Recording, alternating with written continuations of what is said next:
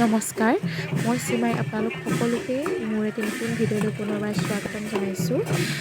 আজি 29 মাৰ্চ আৰু আজি 29 মাৰ্চৰ পৰা 6 এপ্ৰিললৈকে আমাৰ শ্ৰী দুলীয়াগাঁও বৰনামঘৰত শ্ৰীমদ ভাগৱত অখণ্ড পাঠৰ ৰূপালী জয়ন্তী বৰ্ষ উদযাপন কৰিবলৈ লোৱা হৈছে। আজি তাৰে প্ৰথমটো দিন আৰু আজি এই দিনাই প্ৰথম কাৰ্যসূচী হিচাপে কুমাৰী ছোৱালী আৰু আয়তীসকলৰ দ্বাৰা গংগাজল অনাৰ যি পৰম্পৰা বা যি নিয়ম হয় তাক আজি এয়া প্ৰথম কাৰ্যসূচী হিচাপে পালন কৰিছে।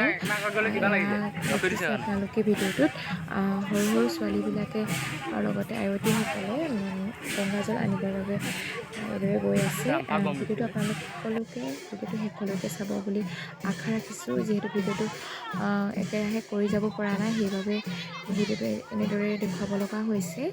আপোনালোক সকলোৱে ভিডিঅ'টো শেষলৈকে চাব আৰু লগতে আপোনালোক সকলোকে আমাৰ এই শ্ৰী দুলীয়াগাঁও বৰনামঘৰত হৈ থকা শ্ৰীমদ অখণ্ড ভাগৱত পাঠৰ যি কাৰ্যসূচী ইয়াত অংশগ্ৰহণ কৰিবৰ বাবে নিমন্ত্ৰণ জনাইছোঁ আৰু লগতে আমাৰ সদৌ অসম ভাওনা প্ৰতিযোগিতা ইয়াৰ লগত সংযোগ কৰা হৈছে। প্ৰতিদিনাই ৰাতি দুখনকৈ ভাওনা থাকিব। আপোনালোক সকলোকে ভাওনা চাবৰ বাবেও নিমন্ত্ৰণ জনাইছোঁ। আহিব আপোনালোক সকলো।